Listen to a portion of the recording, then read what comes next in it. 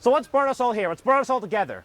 What's brought all these different groups, all these different people, all these different interests? What brings us here today is the one issue that is the intersection of all of our causes, our economy. We're here because it's hard to afford health care if you don't have a job. It's hard to worry about energy consumption if you can't keep the lights on. It's hard to bring a child into this world if you're not sure where your next paycheck would come from. It's hard to get a kid to graduate from high school or college if you don't afford the books or if there's no one in the classroom to teach them.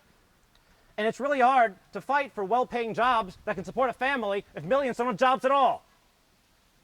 And last month, the president addressed Congress and our nation with a plan to help our economy, to start the machine going again, to get people back to work, to get people spending again, to get businesses hiring again. And that plan is called the American Jobs Act.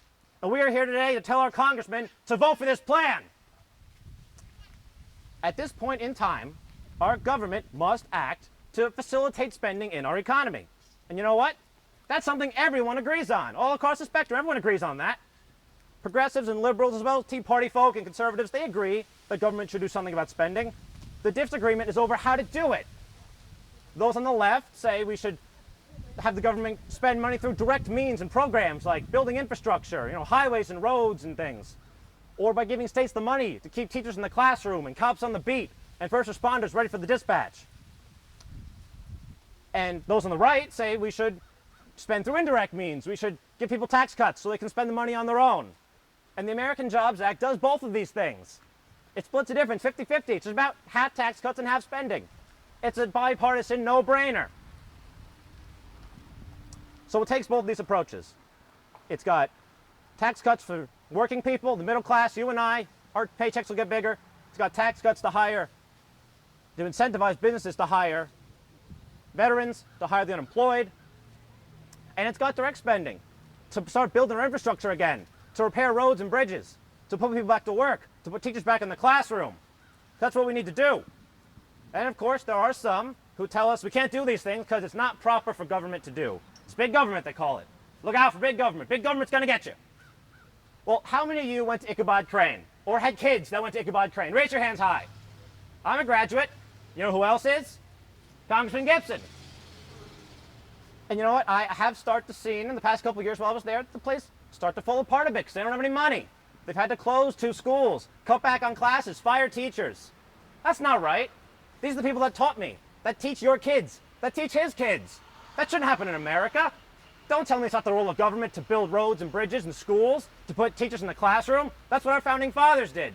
They founded the first public universities, built the first national highways and roads. Don't tell me it's not the role of government to do that.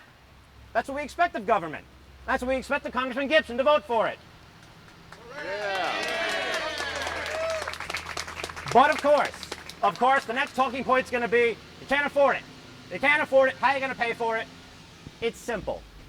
We are going to raise taxes on people who make over $1 million a year by 5%. Yes. Of course, this is where we bring out a sign. This is where they say, you can't do that. It's class warfare. You're getting class warfare out. You're antagonizing the classes. Well, it wasn't class warfare when they gutted welfare. It wasn't class warfare when they gave our money to insurance companies and oil companies and banks. It wasn't class warfare when they let Wall Street run loose and then came to us to foot the bill when they failed. It wasn't class warfare when they held people's unemployment insurance hostage, or the FAA, or stole from the post office, or broke up our unions, or outsourced our jobs with their so-called free trade agreements. So if it's class warfare to ask 5% more in taxes from millionaires and billionaires to put the American people back to work, then hand me a helmet. The middle class is going to war. It's not a war of our choosing. It's a war of survival. It's a war we have to win. And although the hour may look late, things may look tough, never forget the wise words of Dr. Martin Luther King. The arc of the moral universe is long, but it bends towards justice. And that justice is coming.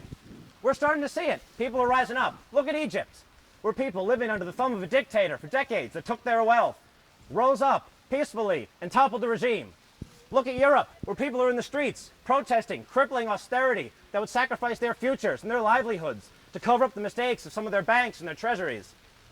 Look to Wisconsin, where tens of thousands of people flooded the streets in the Capitol to protest their right to collectively bargain being taken away just to finance some corporate tax cuts. Look to New York and all across this country where people are rising up and occupying and saying to those that got away richer when they crashed the economy, not again. Where they're saying to those who would put profits ahead of people and ahead of the future of the planet, not again. Where they're standing up to people who for decades have rigged the game against us, who have bought our politicians and bought and sold our government. Enough! Enough! Enough of this! Put the people first. Forget the people who paid your way to Washington. We can grab you right back out of Washington. We've got 99% of the votes. They've only got 1%. So get to work. Pass this jobs bill. Start putting our economy back together. Start putting people back to work. Start restoring a little fairness and justice to this country. Let's pass this bill. Pass this bill. Pass this bill. Pass this bill. Pass this bill. Pass this bill. Pass this bill. Pass this bill. Pass this bill. Pass this bill. I'm here speaking beyond being one of the organizers of today's events, but I'm going to speak from the point of view of a small business owner and then what it takes to actually create jobs. So I own a business for the last 8 years out of Hillsdale, New York, using internet technology to actually sell water products around the world. One of the things that I've been seeing as I just go around is how much lack of investment is going on into our community, particularly around the roads, bridges, and it's amazing how much right here in Columbia County, I have a list right here of close to 18 bridges that are out of commission. You can see some over at the table to the right or to your left if you're facing this way of blow-ups of these bridges. These are bridges that are bridges of Columbia County to take off on a famous movie. But we have bridges right here in Columbia County that can be fixed. These can be funded by this jobs bill. We can actually put out of a dozen bridges, I'm sure well over 100 people to work right off the bat. And that doesn't take into account office workers and other workers that actually assist in paying the people who do the work. So right here, right now, we have the ability to bring this bridge back right now. So what are we going to fund? We're going to fund bringing these bridges back. Bring the bridges back. Bring the bridges back. Bring the bridges back. Bring the bridges back. We want jobs. We want jobs. We want jobs. We want jobs. We want jobs. All right, we got it. We're going to get some jobs because this is going to be not just a war of one day, but a war of attrition. We're going to keep the pressure on. I was actually down in Manhattan. I went to see the occupation, and it's phenomenal. It's not a ragtag fugitive fleet. You have an infrastructure, a global media infrastructure coming out of Zuccotti Park that today there are thousands of events around the planet where people are saying 1% ain't gonna go that way no more. And that's what we're standing for, because we are the 99%. We are gonna stand for equanimity within our economy, and that's why we're here. So thanks for coming out. I appreciate it. And what are we for? Jobs now. Jobs now. Jobs now. Jobs now. Jobs now. Jobs now. Jobs now. Jobs now. And thank you very much for coming out. I want to ask us to pause for a minute to reflect on what it means to be unemployed in today's economy. To to be a college graduate with an average of $20,000 in outstanding loans, trying to piece together a series of part-time minimum wage jobs while going to interview after interview only to be told you don't have the necessary experience. To be over 50 and laid off from a well-paying professional position, your careful plans for retirement torn to shreds by the stock market collapse and a sudden halt in income, making the idea of savings laughable, trying to shore up your self-respect while competing with your sons and daughters for employers who don't want to hire the too young or the too old. To be a middle or working class homeowner with a family to support who's been forced to accept a 20, 30, 40% cut in wages, plus an increased share of health insurance, simply to hold on to your job. Experiencing heart palpitations, constant indigestion as you try to figure out which of the many bills will be paid this month, and how to trim something else from the budget. Your daughter's college dream, your son's basketball camp, your partner's eye exam. Now let's add on to any one of these scenarios an unplanned pregnancy, a possible breast lump, a delayed pap smear that might have revealed early symptoms of HPV or cervical cancer. There are millions of men and women in America today who are unemployed, underemployed, without health insurance, or underinsured. Wages are dropping, and expenses are rising, and the gap between the rich and the poor is widening steadily. So what are members of Congress doing? What is Chris Gibson doing to address this situation? Tax breaks for major corporations. Bailouts for banks. An end to environmental regulation. Continued tax breaks for the wealthiest Americans. And ending access to reproductive health care and to affordable health services. The current House of Representatives, including Gibson, have passed 7 bills restricting access to women's health care in this session.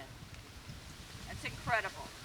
Just this Thursday, Gibson and others in the House voted to deny life-saving emergency health care to women. Again, we can't stand for this anymore. At a time when Americans desperately want and need Congress to focus on fixing the economy and creating jobs, congressional leaders like Gibson are working on taking away preventive health care services and other important programs to women. It has to stop. We need to focus on what's necessary, and what's necessary is jobs. Jobs now. Get to work, Gibson. Jobs now. Jobs now. Jobs now. Jobs now. Jobs now. Thank you. Yeah, we need jobs because you know what? The job cuts have already happened. You know, we've been told that we've got to tighten our belts. Well, I've been a social worker in this county for 30 years, and every year we've been told we have to do more with less. We have to tighten our belts. Camp Hill Village is celebrating 50 years of taking care of people with special needs. COARC has been around for just as long. And what's in the paper today? Cuts for COARC. Cuts for COARC. 7 jobs and $900,000 in Medicaid cuts. The Medicaid and Medicare cuts are starting already. And what's not in here is that state workers at the Taconic DDSO, it used to be called Eleanor Roosevelt Developmental Services before Pataki got in. Some of you remember Eleanor Roosevelt. I do. Their service coordinators have all been laid off. And supposedly the services are going to be outsourced to the private not-for-profits like COARC. Except guess what? COARC just lost 9 employees. You know, what does Medicare and Medicaid and Social Security fund? not champagne drinking people going out on yachts. It funds taking care of people with special needs and our elderly and our poor, our neediest people. Now, a couple of years ago, Sarah Palin and her friends were accusing President Obama of establishing death panels. Because why? Well, they were going to pay for us to sit down with our doctor and make our end-of-life needs apparent to our primary care physician. And that was called the death panel. Well, here is Colonel Gibson cutting essential services. They're already being cut, folks. They're already being cut. Cutting essential services to the elderly and to people with special needs. If that's not a death squad, I don't know what is. Right.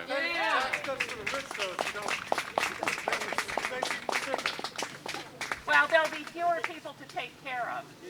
Evidently. Evidently, that's the solution. Evidently, that's the solution. It's happening already. I work as a psychiatric social worker. I provide services for people with special needs. I got a $10,000 salary cut thanks to Newt Gingrich back in the 1990s. Like I said, for 30 years I've been told I got to tighten my belt. You know, I don't know how much tighter we can go, and quite frankly, it's not accomplishing anything. It's not creating jobs. It's cutting jobs. It's cutting jobs. We have hundreds of people with special needs in this county, hundreds of people who have jobs taking care of them, and they're all going to be out on the sidewalk. They're all going to be out on the sidewalk. We've got Barnwell, we have Livingston Hills Nursing Home, we've got Columbia Memorial Hospital, we've got Whittier, we've got Pine Haven. What are we supposed to do with all these people and all these jobs? I don't think it's a good idea. It's a death squad. You know, let's call it what it is. Let's call it what it is. They had no hesitation telling President Obama he had death panel. Let's tell Congressman Gibson exactly what the consequences of his actions are going to be. And my other issue is the bridges. I don't know how many bridges in Columbia County alone there are that are out. There's one in my town, in Stuyvesant, the Schoolhouse Road Bridge. And this is a bridge that's on a road that connects 9J up with people who want to come here to Kinderhook and want to go shopping at Hannaford's and go to Mario's. It's the main sort of back road back and forth. Since 2007, it's been closed. It's been closed. And it was closed because school buses were going over it, and a whistleblower who was an engineer was saying it's not safe, it's ready to fall down. It was a whistleblower. It wasn't our inspectors from DOT, because probably their jobs have been cut too, and they're not coming around anymore. Our town did not ask for any stimulus money to fix this bridge. Our town took the position that it was CSX's bridge and they need to fix it. Well, they didn't have any hesitation taking $1.2 million to work on other stuff in our town. Didn't fix the bridge. You know, no hesitation by corporations to take your tax dollars, by the way. It's just that somehow elderly people, people with special needs, and sick people don't deserve any help. And that's wrong. That's wrong. And that's going to lead to people losing their lives. And that's why I point over there and say that's where the death panel is. And cuts for Medicaid and Medicare, in addition to killing jobs, are going to kill people. Thank you. The top 1% of the income earners in the U.S. own 40 to 50% of the nation's wealth, more than the bottom 95%. But they can't afford a 5.6% surcharge on taxes to fix our bridges. The top 1% pay a lower tax rate than their secretaries, but they can't afford a 5.6% surcharge. In 2004, over 240,000 people had incomes over $1 million. They could certainly pay their share. The wealthy profit from public roads, an educated workforce. As Elizabeth Warren said, they didn't do it all by themselves. They used the public infrastructure, but they can't afford a 5% increase in their taxes. We have roads in Stuyvesant, as Lee said, that are closed due to infrastructure problems. Roads all over the county that are closed due to infrastructure problems. But the top 1% can't afford a 5.6% surcharge on their tax bill to finance this and put people to work. The U.S. businesses supposedly have one of the highest tax rates in the world, but with all the loopholes, they actually pay about half that of most industrial countries. But they can't afford to pay a little more to finance jobs and infrastructure repairs. The bottom 40% in income in the U.S. have 0.2% of the wealth, but they're supposed to tighten their belts because the top 1% can't afford to pay a 5.6% surcharge on their taxes.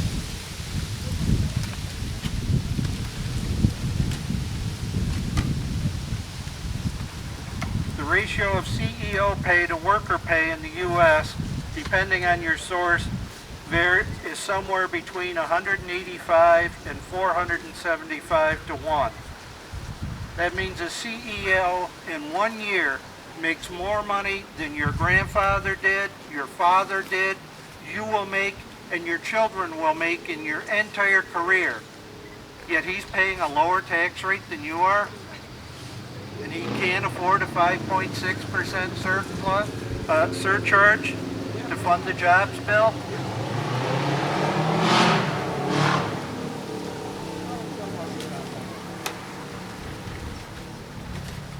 There are only 5 countries in the world that have a more unequal distribution of wealth than the U.S., but the rich can't afford to pay the surcharge to fund the jobs bill. United Healthcare CEO made $297 million over the last 5 years, but the poor are supposed to tighten their belts and do without medical care because the rich can't afford to pay a surcharge to get the economy going again. So we need to support the job creators, which are the people that are out here working for a living and buying the things that are produced. We need to spend a little on the infrastructure, get things in better shape, and put people to work. Thank you. So, thanks to Devin and Doug and everybody for being here today and everybody coming out. The American Jobs Act, thankfully, would ask for is pushing for a little bit more progressive taxation. I hope everybody here has read what Robert Reich wrote in the last week about how if you look at from 1945 to 1981, was sort of the golden halcyon years of the economy was booming, and of course millionaires were only paying about a 5 or a 10% income tax rate then from 1945 to 1981. Oh no, wait a minute, I guess I got that wrong. Millionaires were paying between a 70 and a 91% income tax rate between 1945 and 1981, and the economy was booming. We didn't have to deal with the bubble economy. My campaign for Congress against this man is running on the real majority. There is poll after poll after poll that proves that we are the real majority. I'll just give you an example. In March of this year, NBC News Wall Street Journal came out with a poll. 81% of us are for taxing millionaires and billionaires more. 81%. This is a Wall Street Journal, NBC News poll. Amen, sir. So, with all due respect to Chris Gibson, Eric Cantor, John Boehner agenda is a lunatic fringe. We are the real majority. So when I say it with some authority, I'm going to ask you to say, we are the real majority. Say it with some authority. We are the real majority. From the youth to the seniority. We are the real majority. Whether you're 20, 60, or 40. We are the real majority. All right. And I would also say that I've been fighting Medicare and Medicaid cuts for the last 15 years. I fought them for 12 years Pataki was in. And it's bad. And we are the majority when it comes to that. There was a ABC News Washington Post poll that came out in April this year. 78% of us say no cuts to Medicare. 69% of us say no cuts to Medicaid. And 60% of Medicaid spending is spent on elderly and disabled, okay? We also have to send a strong message, not just to him, but to the president. I'm glad we're here for the American Jobs Act. The truth is Obama has put $320 billion worth of cuts to Medicare and Medicaid over the next 10 years on the table. You better bet, you send me to Washington, I will raise hell, not just with John Boehner, I will raise hell with President Obama and make sure that there's no cuts to Social Security, no cuts to Medicare, and no cuts to Medicaid, because that's not good for the economy.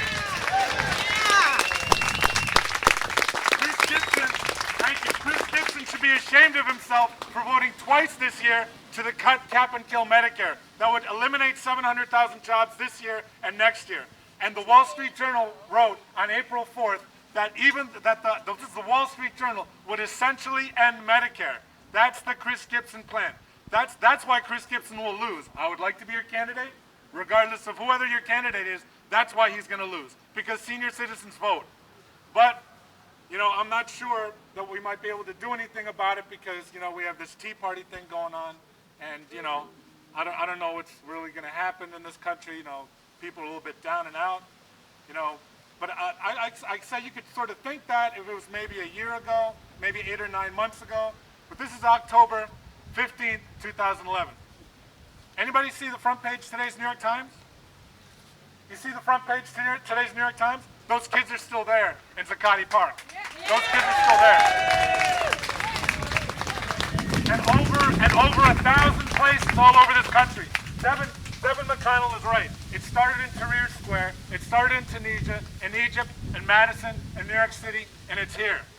Banks got bailed out. I want you to say, we got sold out. Banks got bailed out. We got sold out. Banks got bailed out. We got sold out. Banks got bailed out. We got sold out. And then I want you to say, Occupy Wall Street. All day, all week. Occupy Wall Street. All day, all week. Occupy Wall Street. Thank you very much. I'll just say one more thing. We've lost 4 million manufacturing jobs from NAFTA over the last 11 years, according to Sherwood Boner. I hope to join him. He's head of the Fair Trade Caucus in the Senate. We've lost 4 million manufacturing jobs since 2000 because of NAFTA.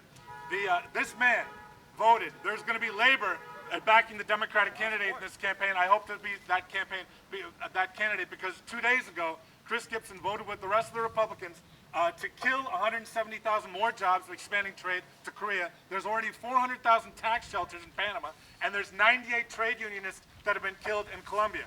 NAFTA, we didn't have to. We're tired of getting the shafta. And I tell you what, the women of the 20th Congressional District are waking up. I've made it clear on my website, which is joelforcongress.org, that it is totally disgusting what this man has done. And we are the real majority when it comes to that, because there was an NBC News Wall Street Journal poll and a Quinnipiac poll this year that showed that most people in this country were against what the Republicans like Gibson did, stripping $300 million away in Title X funding for Planned Parenthood, and he should be ashamed of himself for H.R. 358, letting women die and allowing hospitals to do whatever they want. It's disgusting. Chris Gibson, their real agenda is to take us back decades and decades. Are we going to let him do that? No. Are we going back to sleep? No. Are we waking up? Yeah. All right, let's do this. I'm meeting with the Democratic Congressional Campaign Committee. They've actually asked to meet with me in a week and a half. I could use your support. You need to help Lee Jameson. You need to help Carl Roby. You need to help Peter Stoll. You need to help everybody who's running. George Davis, everybody who's running. But if you have a little bit of money left, I need to help impress those people at DCCC. So it's joelforcongress.org. Thanks to this young man. Please have him move away from this district so I don't have to primary him in a couple years. Redistricting. Thank you, Joel. That has a certain ring to it that we are the real majority. It's like it's a rap or something. But there's two things I want to say. I've had 3 children graduate from Ichabod Crane, and I am very proud of them. And I'm especially proud of them in this week where my daughter, who turned 22, on her birthday went with her brother and sister and her boyfriend down to Wall Street to sit in for the day. I can only hope that some of the parenting that they may have picked up somehow has given them an idea of social consciousness and solidarity with those who really do want to bring this country back on the right course, because we have strayed. Colonel Gibson from the start has worked against our interest. When he voted for cut, kill, and enslave, that was only just part of his legislative agenda. One of the things that sells him in this community is that he is one of our neighbors, that he grew up here and is a good old fellow from Kinderhook. Well, let me tell you, our neighbor last week voted to lower the environmental restrictions on the release of mercury. We stand 7 miles as the wind blows from Lafarge Cement across the river, which is one of the biggest mercury polluters in this country, and he voted to kill you. He voted to keep the undertakers working and your health be damned. All of us who live in this community, in the 20th district, should keep that in mind. And when your neighbors talk to you about, well, you know, he grew up here and he's one of us, no, he is not. Take a deep breath, neighbors, and wonder about what it is that you're breathing in. And thanks to Colonel Gibson, it's a lot less cleaner, this country air, than it could be. Thank you. Keep up the fight. Now, this is really important because a lot of this bill is education. Putting teachers back in the classroom, building schools. There's a lot of money in the bill for that. So we really need it. And it's important, seeing as how most of us came from his school, that we get some teachers back in the classroom. We build schools again. So I'm really happy to have a teacher here to speak to that. Thank you. Thank you. I'm here to request Chris Gibson reconsider voting for this jobs bill. In the bill, we have a flowing way. Yeah, use this paperweight I brought. That's a nice paperweight. Yeah, it's an eye paperweight. Can you give it up? Okay. In this bill, we have provisions for, thank you. In this bill, we have provisions for modernizing the schools and hiring more teachers. Hiring more teachers and modernizing the school is an investment that we're making in our future, the future of our nation. We have to compete globally. And if our children are not prepared to compete globally, then we might as well teach them Chinese. We are part of the 99% teachers, and we vote. And we'll vote for whoever runs against him next time. And that's it. The mic's open. People that came here and wanted to speak have spoken. Whoever else is here that wants to speak, please speak. There you go. So, hi everyone, my name is Joseph. I am a financial aid officer here at Maria College. Maria College is one of the many higher educational institutions that are here in the capital region, servicing not only young people, but also people that are going through a transition in their lives, are looking for that career change, are looking to lift themselves up again and refashion their futures. Now, it breaks my heart that when I first began in my position in April of 2010 last year, between the summer 2010 semester and the summer 2011 semester, if you were a student that had a displayed financial need, if your expected family contribution to help pay for college exceeded $5,000, you wouldn't have qualified for a Pell Grant. But with Maria, a lot of our students, they don't have expected family contribution that exceeds $5,000. A lot of them are living on fixed budgets. Many of them are single parents. Many of them are caring for extended family members, their parents, grandparents. They are doing the best that they can to scrape by and still be able to provide for themselves and the people around them. In the summer of 2010, they could have qualified for a Pell Grant in its full amount. Summer 2011, they had their Pell Grant slashed by $700 to $800.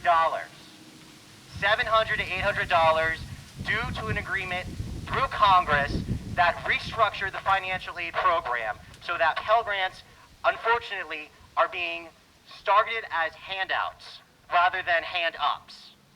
And that is something that I feel very opposed to, the stigmatizing of the Pell Grant and saying that somebody, depending upon a handout, when really, as I've said before, it's about a hand pulling somebody up and lifting other people up around them.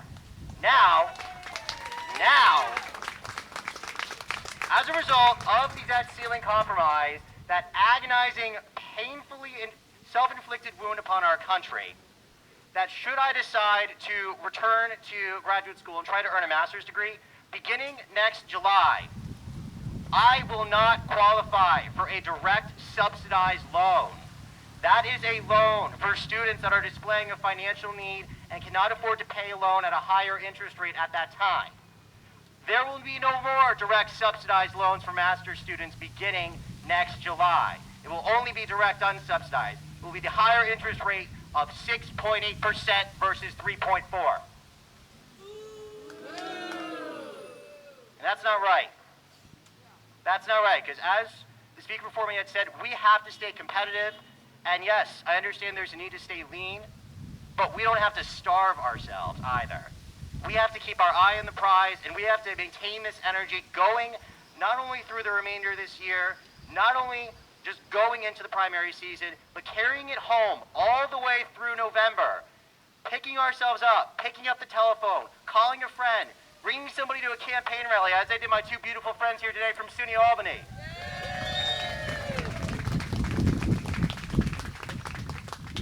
We are the majority. We are the majority, and then when we rise up and we speak in one clear voice, and everybody can express their thoughts in one clear, unified opinion, we can't be silenced. We can't be ignored. We can't be brushed aside. And you're not going to forget us. He said something I hadn't said yet, which is important. We're not going to stop. We can't let up. Democracy doesn't just start and end with a protest. We got to keep writing and calling and faxing and Facebooks and tweets and send a carrier pigeon, whatever works. And we put this together for the event today.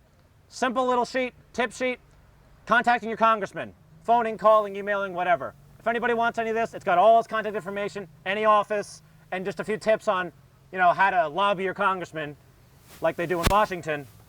We got some of these. I'm going to put them over here on the table, but I got them right now. So the mic's open again. Anybody want to speak their mind, forever hold your peace. Hi, I'm Judy Zimmer from New Lebanon, New York, and I don't know how I got an email from someone inviting me to this. A flyer? Okay. But I'm very grateful to be here, and I'm really feeling good about this. I have a couple of points. First of all, I think it's, for me, I think it's important that we also pay attention to how this movement is being viewed in the media. And we're seeing, of course, the side that's really happening, but there's a lot of fear-mongering out there. And a lot of what I've been hearing is, oh, they're going to take your money away, and but what, to people who are successful, and like President Obama said, we're not bashing financial success. We celebrate the fact that people are, able to really make something financially with their lives. But what we want to be careful of is creating more division. And I think it's important, and I won't do this, is to just really reassure people that we're not talking about most people that have money. We're talking about, 1% that are, I would say, indecently wealthy. And that's the people that we're really addressing. And I fear any time that the chasm gets deeper and deeper. And I wish, as I will pay attention to what's being put out there on the right side, I just think that's important so that we stay connected as much as we can through this. And the other thing is, just personally, I have a son with high functioning autism who's 18. He got Social Security. I went and got him diagnosed at 15. And then, of course, when he turned 18, denied. And I went to see a lawyer, and he said, well, that just happens across the board. And so I was really relieved. But as I've been seeing what's happening, I'm going like, oh my gosh, you know, maybe I shouldn't be so relieved. We've been waiting over 6 months now. And the thing is, if he doesn't win the case, I have to pay. I chose the option to keep paying us because we're depending on that money. And if we don't get it, I have to pay it back. So maybe I'll go knocking on the millionaire's door and say, hey, you know, can you help me out here? Just pay that frickin' percentage, okay? Come on. Anyway, that's it for me. Thank you. Hi, I want to say a couple words about two things. First of all, I've been a psychologist in the county for over 20 years, so I see myself as someone who works with vulnerable people, and there really has been a kind of slippage.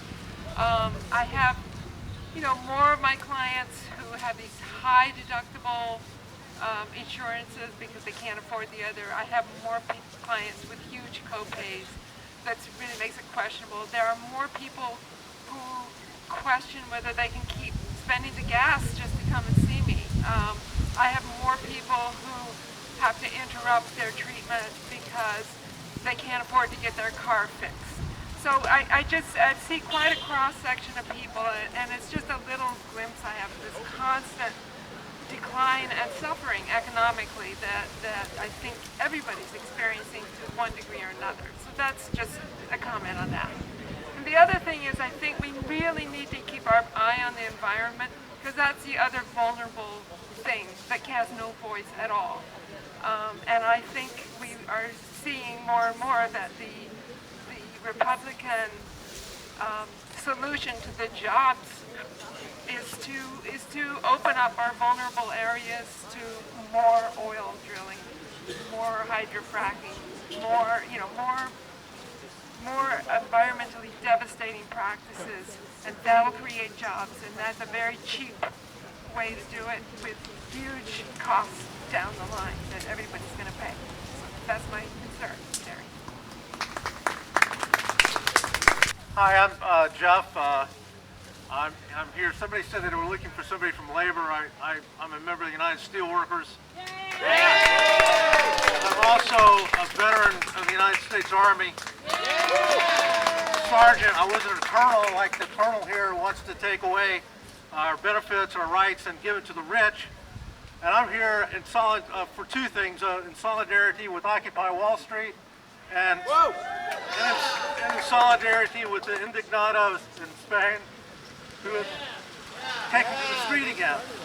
And I have to tell you that I'm just, I'm reluctant to take the mic here because I'm just so mad, I'm so angry, I'm so tired of these people trying to take away our benefits. This guy wants to take away our Social Security, our Medicare, our Medicaid, to pay for tax cuts for the rich. The governor wants to fire 3,500 state workers because he refuses to tax millionaires. The solution, I'm tired of hearing that the solution for all our problems is to fire public employees, to fire teachers, to take away their bargaining rights like they did in Wisconsin. I'm tired of hearing that that's the solution. I'm tired of hearing that our problems are actually the public servants, that they're making too much money, that they want their pensions back. We have to get our pensions back. Now they're coming after, like George Carlin said, they're coming after our Social Security. They want it all. They want to give it to Wall Street so they can manage our Social Security in Wall Street, so they can take away our basic benefits and have them in management fees.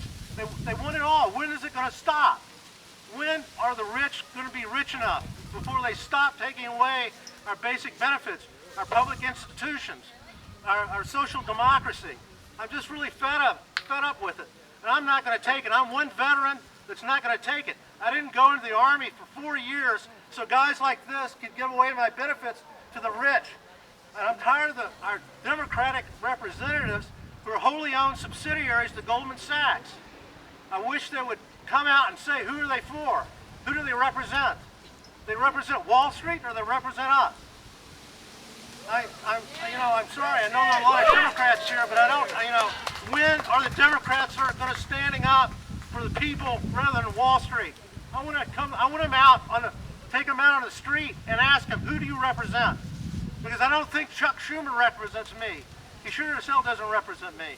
I don't think some of these people who want subsidies to wealthy farmers or represent me.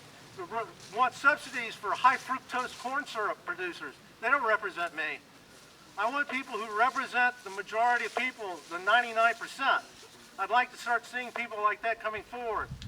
And that's what I'm here for, And I'm hoping that this movement will get traction, that we'll keep coming out and keep saying that we're not going to take it anymore. We're going to stop allowing people to take away Social Security, to demean our teachers, to insult our teachers, to talk about how public servants are somehow parasites when they actually provide services for us. So thank you for listening to me rant. All right. I think with that said, we will close the discussion. Yep. Thank you all for being here. Thank you. If I was just standing here with a megaphone talking and no one was here, it wouldn't mean anything. So thank you guys for being here. I just want to make sure you all sign in. I want to make sure we know everyone's here. Please, take these donuts. There's still too many of them. And the last thing we're going to do before you all leave, please, get a copy of the bill, sign it. Sign it. We're going to write pass this bill on it and sign it. Put your name on it. This sign it. Just sign it. We'll leave it over here in front of the office. Jobs now. Sign it. And we'll leave it here for them. We'll deliver these on Monday. Thank you guys. Thank you.